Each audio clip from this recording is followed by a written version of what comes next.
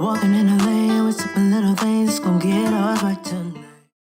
Hello, everyone, and welcome to Talking Tonight. I am Deijon, and I am here with DL. And today we're going to be talking about something that's really important. It's Black History Month. And, I've been experiencing some things lately, and I've seen some things in the news and in the press.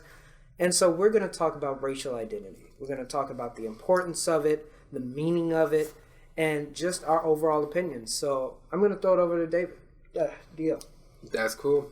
So, again, welcome to 2021. I know it's been a new year for about 2 months now, but again, we just want to say we hope 2021 is so much better than 2020. Anything is better than 2020. Anything is better. So let's be honest here. So, like Deijon is saying, it is Black History Month, and it's a very important month, but, it's always important to think about Black history and white history and Hispanic history and so on and so forth. That's kind of what I'm getting into today.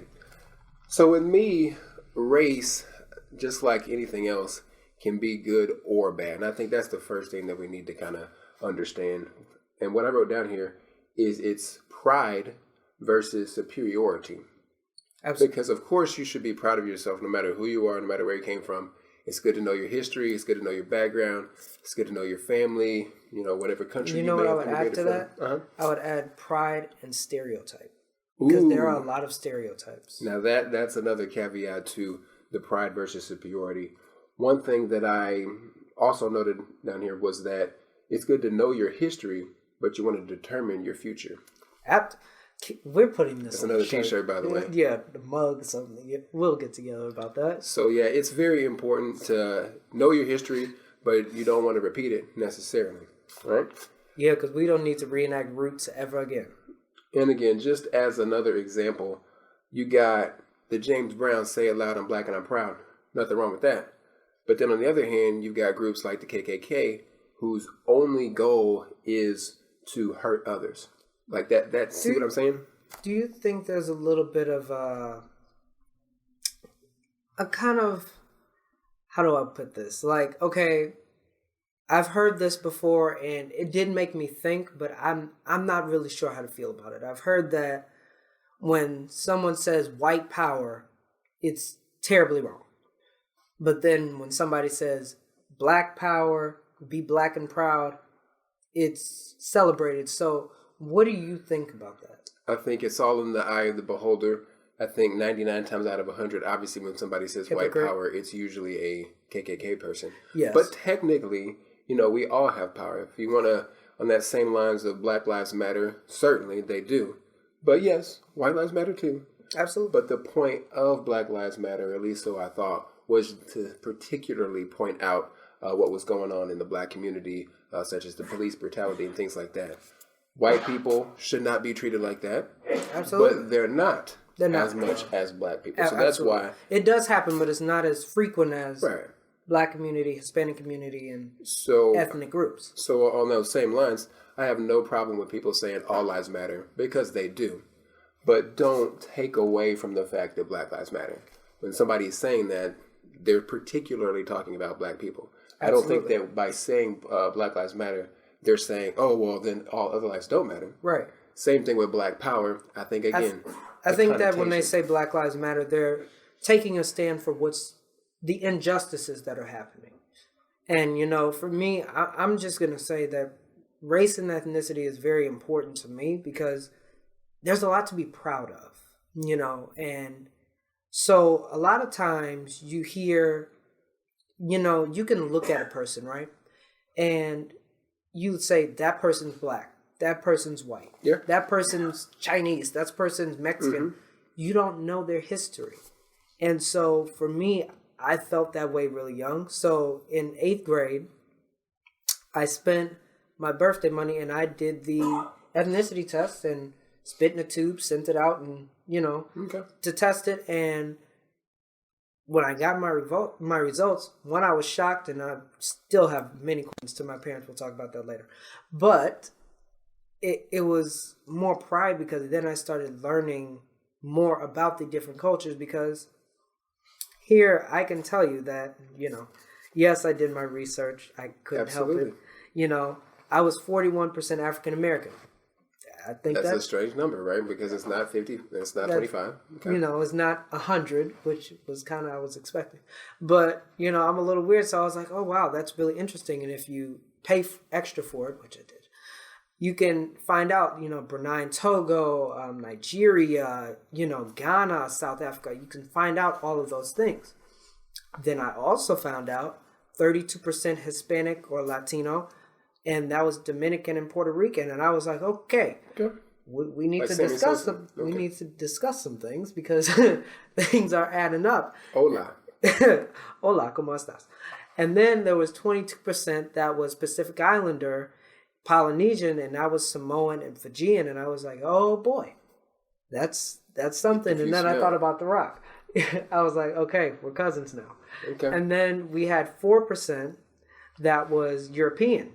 Western Europe and Northern Europe, and that's like France, England, Finland, you know, all of that stuff. Yeah. And so I was like, okay, all right, ooh la la. I didn't know what to really do. And then there was that 1% that was just other, and I was really concerned about what the other was. I still don't know, but you know, the other ones are.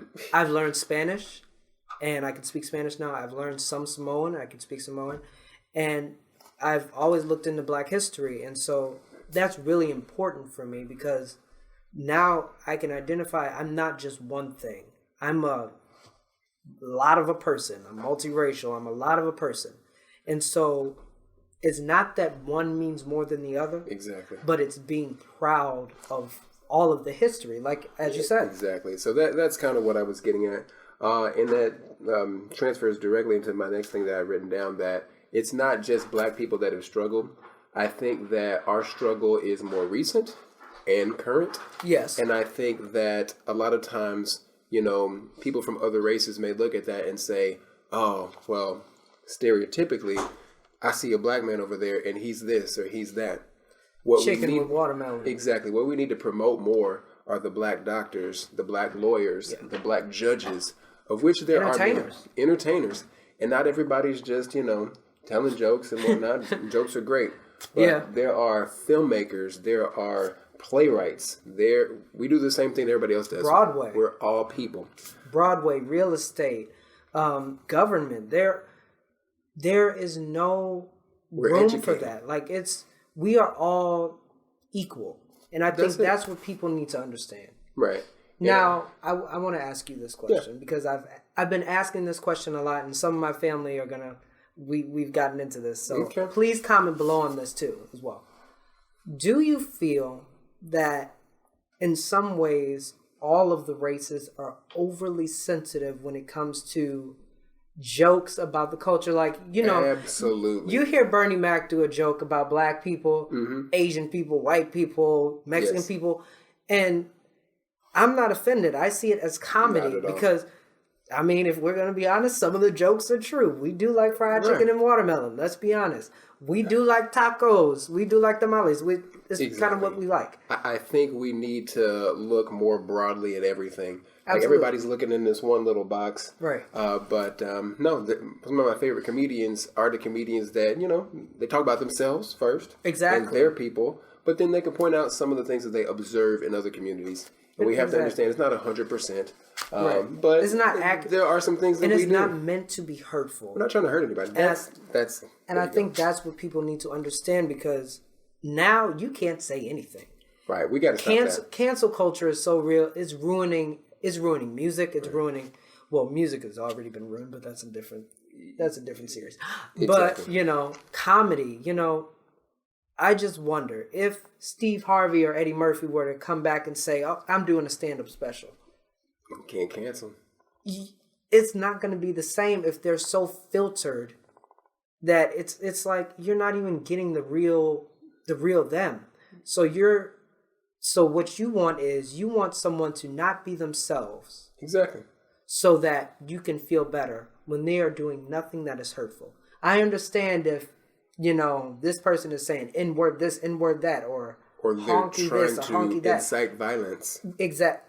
Hello, Donald. But everything is not meant to be hurtful. Not at Everything is not cancel culture. There's a line. I think that's the whole point of this. And we have just a few minutes left, but I wanted to look inside that box on one particular thing in the black community. And I'm going to kind of ask you basically your thoughts on this because I feel like I'm right in the middle. Okay. Light skin versus dark skin, especially in black females. What is up with that, and what are your thoughts on? Now, me, I never really got it. Skin color. I don't get it. Me neither. Now, here's my thing. A lot of my family members have heard me say that I would like to bleach my skin. There is a reason for that. I personally think that I looked better when I was younger and a little lighter.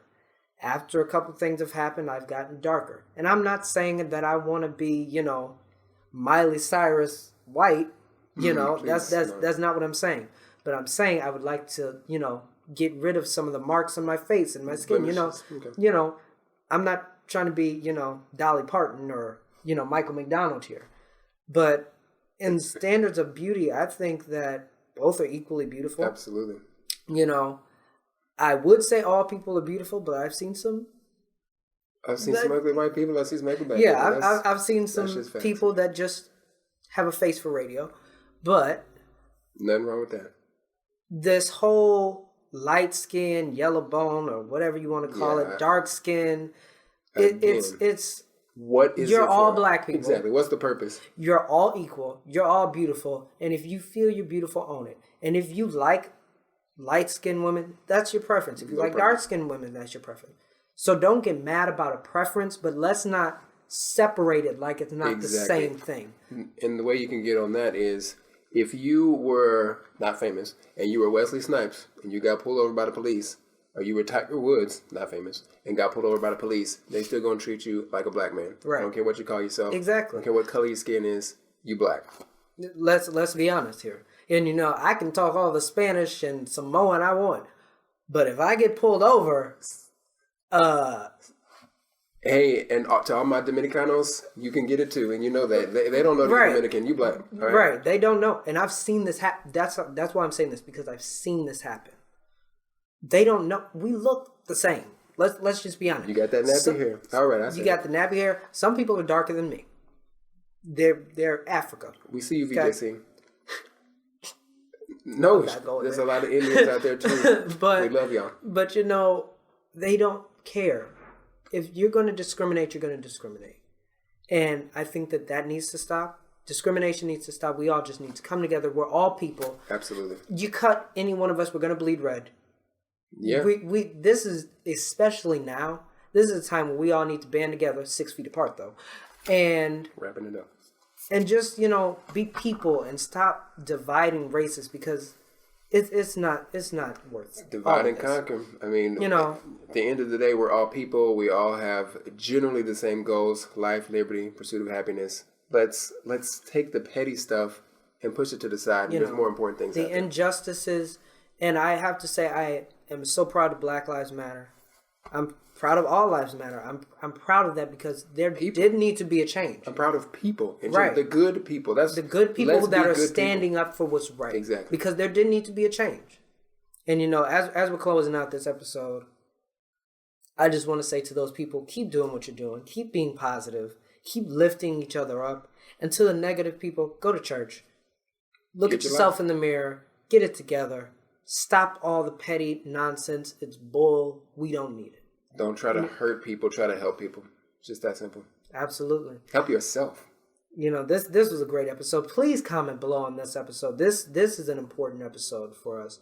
So please comment down below. Like, subscribe, listen, share, and just continue to enjoy us. I am Deijon. DL, this has been Talking Tonight, and we will see you next time. Now you can't say anything. Right, we got to stop that. Cancel culture is so real. It's ruining music. It's ruining